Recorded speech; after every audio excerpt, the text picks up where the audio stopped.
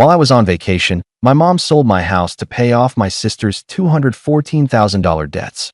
When I came back, they mocked me. "Now you're homeless." I just smiled. "What's so funny?" They snapped, irritated. I replied that the house they sold wasn't mine anymore. "Hi, I'm Benjamin Carter, 32 years old, and I've spent the last decade being the family problem solver. My younger sister Natalie is 28, perpetually broke, and somehow convinced that being irresponsible is a personality trait. She's had 6 jobs in 3 years, leased cars she couldn't afford, racked up credit card debt buying designer clothes for Instagram, and crashed twice on my couch when landlords kicked her out. Meanwhile, I worked my way up from showing cramped studio apartments to closing million-dollar deals as a licensed real estate agent in Seattle. I paid off my student loans at 26, bought my first investment property at 28, and helped Mom and Dad refinance their mortgage when Dad's roofing business slowed down. Mom calls me her rock. Dad says I'm the responsible one. Natalie calls me boring and says I need to loosen up. I didn't think much of it, honestly. That's just how our family worked. I fixed things, Natalie created problems, and my parents pretended everything was fine. Last April, I finally did something for myself. I booked a week-long vacation to Maui, my first real break in 7 years. No client calls, no family emergencies, just me, the ocean, and a paperback thriller I'd been meaning to read since Christmas. My boss practically forced me to go after I skipped 3 vacations in a row to close deals. She told me I was 32, not 62, and that I needed to take the damn vacation. So I did. I rented a beachfront condo in Qley, packed light, and made one decision that felt revolutionary. I turned off my phone. Not silent. Off. I told my parents I'd check in midweek, told my assistant to handle anything urgent, and for the first time in years, I just existed. I woke up to sunrises, ate fresh poke bowls, went snorkeling, and fell asleep to the sound of waves. It felt like breathing after holding your breath underwater. I remember thinking on day 4, lying on a beach towel with salt drying on my skin, that this was what life should feel like. I wasn't checking emails, wasn't solving anyone's crisis, wasn't the family ATM. I was just Benjamin, drinking a cold beer and watching the sunset turn the sky pink and orange. On the last day, I turned my phone back on. It took a full minute to load, and when it did, my stomach dropped. 47 missed calls, 63 text messages, 12 voicemails. Most were from Mom, a few from Dad, and surprisingly, 3 from Natalie. My heart started pounding because in my family, that many messages meant someone died or the house burned down. I opened the texts first. Mom's messages escalated from asking me to call when I could to saying it was urgent to demanding I call right now. Natalie's were blunt, saying I was going to be pissed, but whatever, and that Mom did what she had to do. Dad's voicemails were stiff and uncomfortable, like he was reading from a script, saying Mom made a decision and it was complicated. I sat on the condo balcony, still in my swim trunks, and listened to the final voicemail from Mom. Her voice was shaky but defiant. She said she knew I'd be upset, but Natalie was in real trouble. The creditors were threatening legal action, and Natalie was going to lose everything. They didn't have a choice. They sold my house to pay off her debts. It was done. The closing happened yesterday. She was sorry I had to find out this way, but I wasn't answering, and they couldn't wait. I played it twice to make sure I heard correctly. Sold my house. To pay off Natalie's debts. My house. The 3-bedroom craftsman bungalow I bought 4 years ago in the Fremont neighborhood. The one I renovated myself on weekends. The one with the garden I planted and the porch where I drank coffee every Sunday morning. They sold it. Without asking. Without telling me until it was already done. I felt cold despite the 80-degree heat. My hands were shaking, not from anger yet, but from sheer disbelief. I called Mom back immediately. She answered on the first ring, relief flooding her voice, saying thank God, and that she was so worried. I interrupted her and asked what the hell she was talking about, that she sold my house. She sighed like I was being difficult and explained that Natalie owed $214,000 from credit cards, personal loans, and that car lease she defaulted on. They were going to sue her, garnish her wages, ruin her credit forever. They had to help. I repeated that she sold my house, louder this time, asking how that was even possible since it wasn't hers to sell. Mom hesitated, and I heard Dad murmuring something in the background. Then she explained that I'd given her power of attorney last year when I was closing that deal in California, and technically, the deed had both our names from when she co-signed my original mortgage. My blood went cold. She was right. When I bought the house at 28, I was still building credit, so Mom co-signed as a favor. I'd been meaning to refinance and remove her name once my credit improved, but I got busy, and it slipped through the cracks. And yes, I'd given her limited power of attorney last year when I was stuck in LA for a 3-week closing and needed someone to sign paperwork on a rental property I was buying. I never imagined she'd use it like this.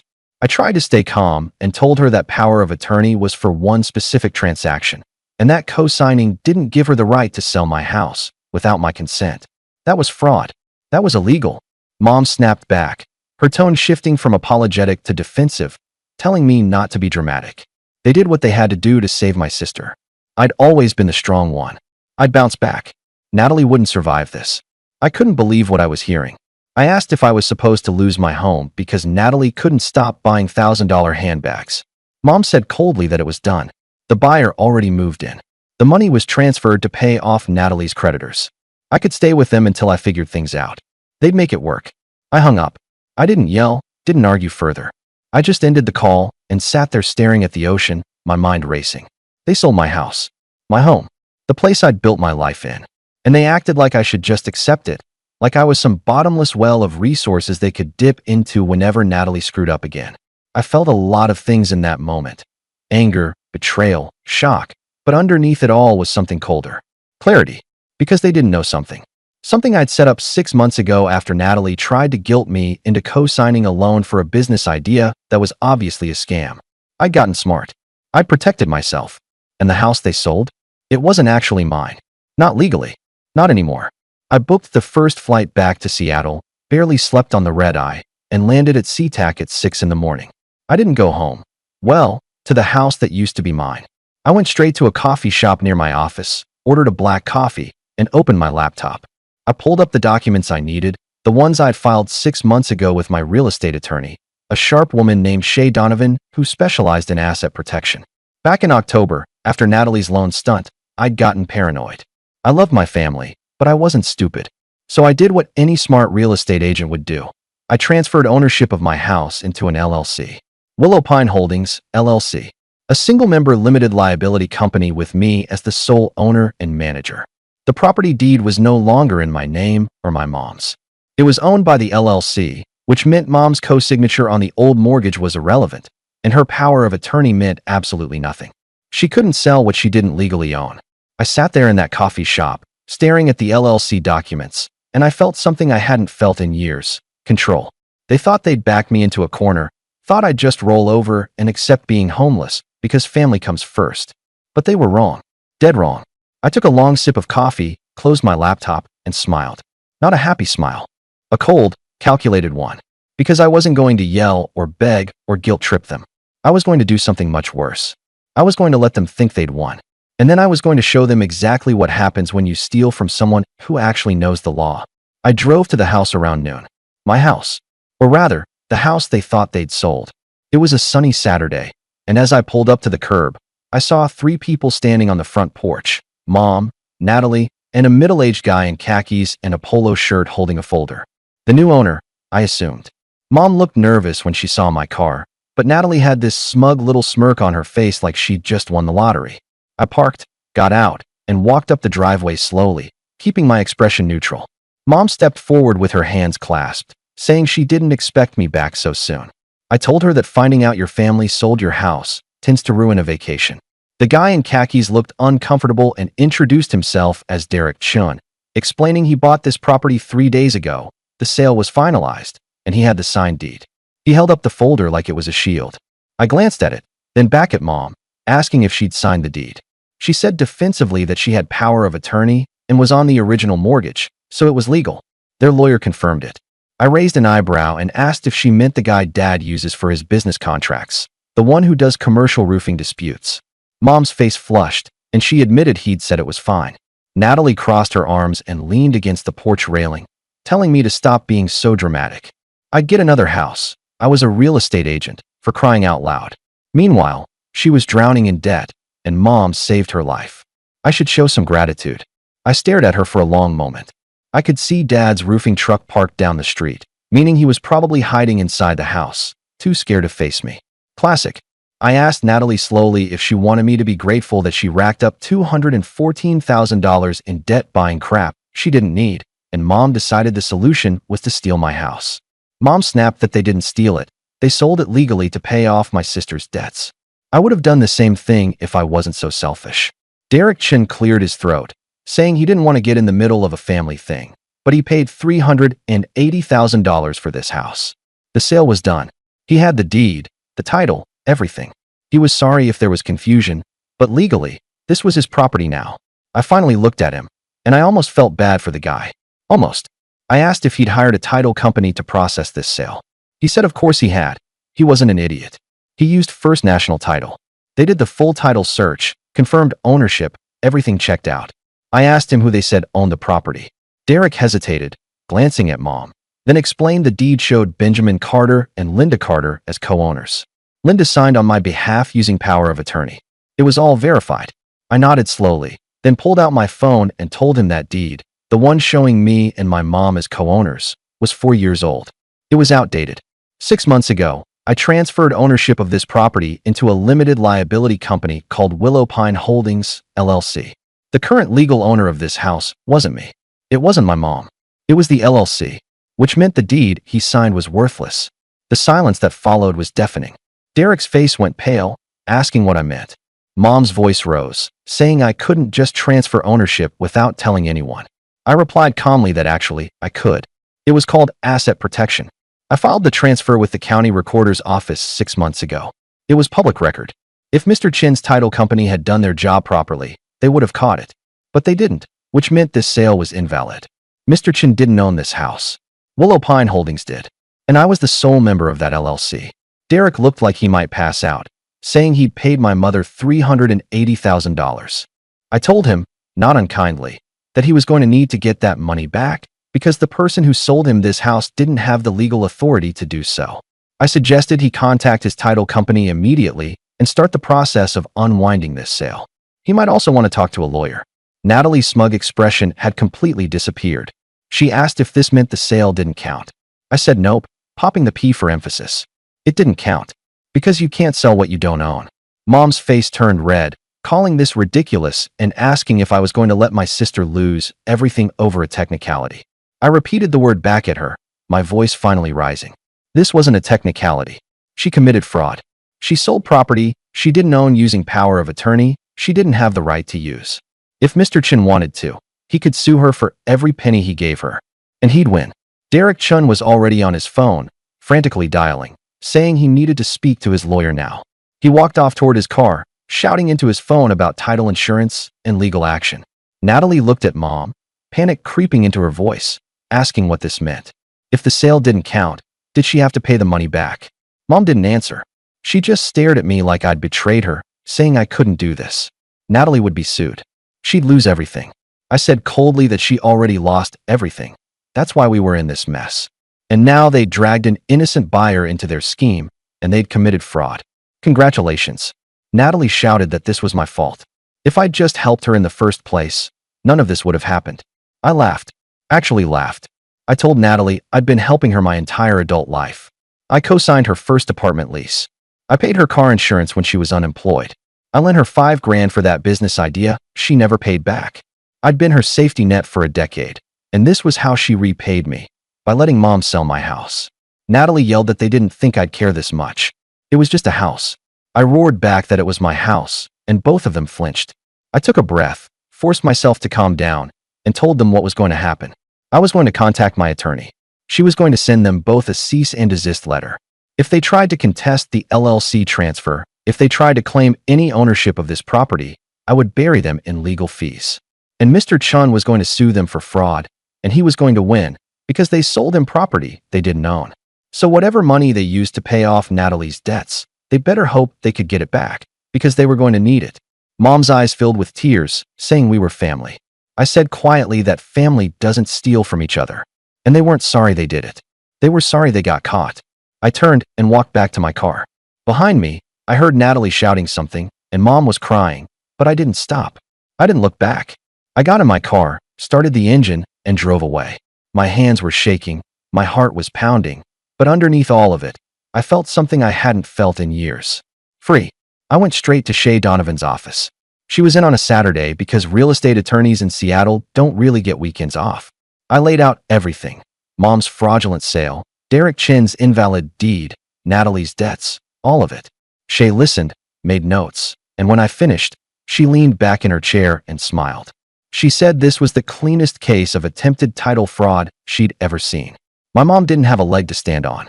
The LLC transfer was rock solid.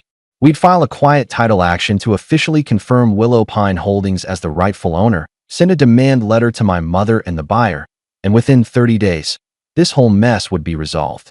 I asked what would happen to the buyer. Shay explained he'd get his money back through title insurance. That's what title insurance was for, situations exactly like this.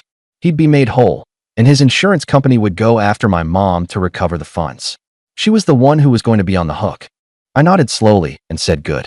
Shay's tone softened, and she asked if I was okay. This was my family, after all. That had to be hard. I thought about it for a moment, then shook my head. I told her I thought it would be, but honestly, I felt lighter than I had in years. Over the next 2 weeks, everything unfolded exactly as Shay predicted. Derek Chin's title insurance company confirmed the sale was invalid and refunded his $380,000. They then filed a claim against Mom to recover the funds, but since she'd already transferred the money to Natalie's creditors, she didn't have it. The insurance company threatened legal action, and Dad had to take out a second mortgage on their house to pay it back. Natalie's creditors, meanwhile, were informed that the payments were being reversed and her debts were reinstated. She was right back where she started, except now she'd burned every bridge with me. Mom called me 17 times in those 2 weeks. I didn't answer. Natalie sent texts ranging from apologetic to furious. I blocked her number. Dad finally showed up at my office, looking exhausted and ashamed.